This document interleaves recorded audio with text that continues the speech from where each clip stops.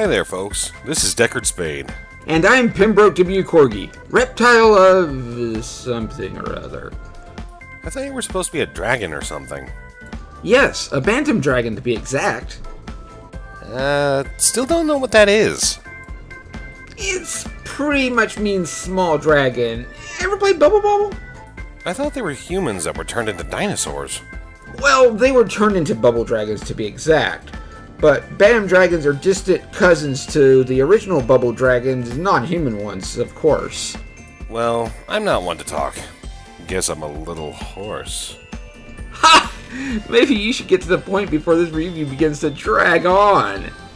Ow, that one hurt. Anyways, welcome to Fightmade, where Pem and I will be reviewing games that can be played on the Fightcade emulator. We're limited to the games available in the Fightcade emulator, so if there's one you want to see us review, feel free to tell us in the comments. That said, let's dive right in. What game are we going to be reviewing first? Well, it looks to be Capcom's 1994 CPS2 beat-em-up Aliens vs. Predator. So to start, let's give this game a bit of a background. Well, as you can see, I drew a nice hill range with happy little trees and happy little clouds. What are you doing? I made a little background. Yeah, I can see that, but why on earth would clouds be happy? I thought they would be emo since Final Fantasy VII. You might have a point. Sigh, Mom always said I was a square.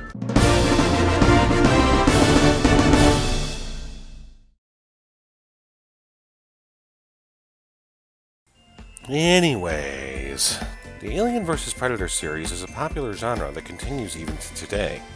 Back when the original movie was being planned, Capcom obtained licensing to create the side-scrolling beat-em-up that was loosely based on the original script. However, the movie scrapped that script and went with something completely different. Which is a pity, because I find this game to be way better than either of the Aliens vs. Predator movies we eventually got. Despite the game's popularity in the arcade, though, it never got a console release. There was one announced for Sega's ill-fated 32X Genesis add-on, but it never was released. There was an Alien vs. Predator beat-em-up released for the SNES, but like the movies that eventually came out, it was completely unrelated to this game. Regardless, the game was widely praised as being a polished side-scrolling beat-em-up from Capcom. The game that Pem and I played was a release copy from Europe, which has some graphical changes and only allows 2 players on the screen at the time. However, we are aware that the American release was set up to play at least 3 players in the arcade. Gameplay starts with you choosing one of 4 playable characters: the Predator Warrior, who seems to be the most balanced character in the game, the Predator Hunter, who plays similar to the Predator Warrior, except he lacks the quick recovery time and priority of the Warrior, but makes up with it by taking more damage with his jump dive attack. Major Dutch Schaefer, character loosely based on Arnold, who is really powerful but also really slow. And last but definitely not least, Lieutenant Lin Kurosawa, who is fast but not as powerful as the rest. She also looks like a weird cross between Jill Valentine from Resident Evil mixed with Chun-Li and Ibuki from the Street Fighter franchise. The game itself plays on a joystick and 3-button system: jump, punch, and shoot. Not every character moves the same, so you may want to try a few different characters to be sure that you know which one works for you. Hitting 2 buttons or more with the same triggers is a desperation move, which attacks everything around you at the sacrifice of a portion of your health. Shooting your gun or launcher weapon will also drain ammunition or overheat the weapon for a short period of time.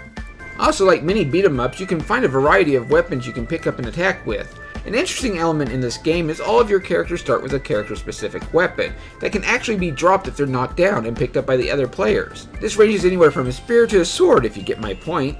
I think your point cuts deep.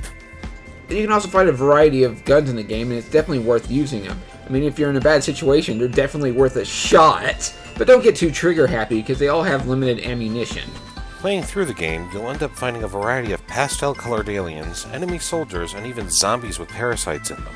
It could be argued that the number of enemies on screen can be daunting at times, but overcoming them may also make you feel pretty awesome.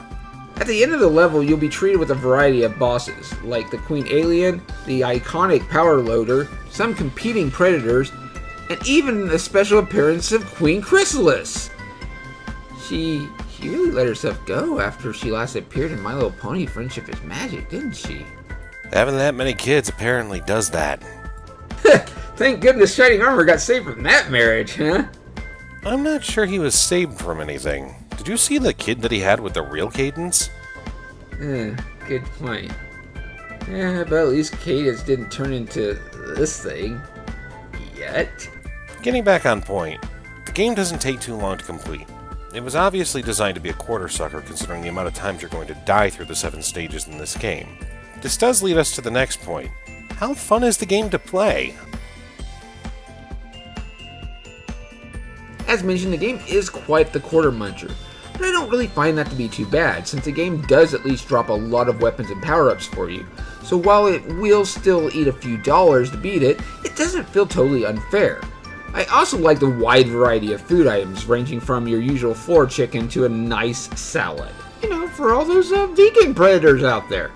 From what I remember hearing, the game was praised for its art style and its gameplay.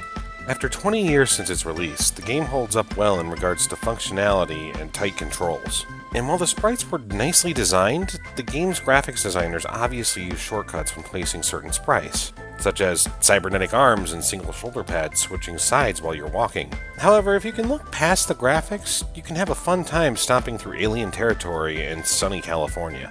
And while it may take a few liberties here and there, for the most part it feels pretty faithful to the source material, which is appreciated in any licensed game.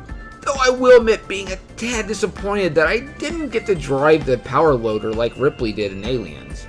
Even if you couldn't get in it, at least it was present in the game. They obviously put in references to a few of the movie's resources. Plasma rifles, railguns, and even the level of tech from the Alien franchise that the humans displayed just feels right. The 2 human protagonists in the game have awesome designs, and the Predators were on spot, though I do think their English was sort of friendly. Yeah, I love how they almost say the Arnold's exact line from Terminator with, "Come with us if you want to survive," and then tell us, "See you later," at the end of the game. Them Predators are just so gosh darn friendly, you know? So Pem, overall, would you say that this game was fun? Most definitely. It was a blast to play through, and it did an amazing job of keeping the action flowing.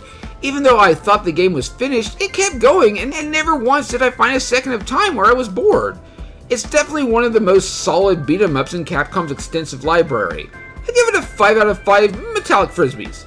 I enjoyed the game also. It had a nice level design and held up well over time.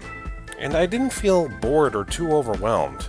It also had a good pace, lasting just long enough to not outstay its welcome. And that finale? Let's just say that it actually had an ending sequence. I'd give it about 5 out of 5 diet sodas.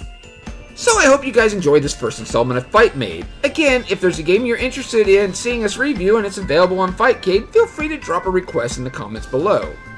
Until next time, I'm Deckard Spade. And I'm Pembroke W. Korgi. Thanks for stopping by. See ya!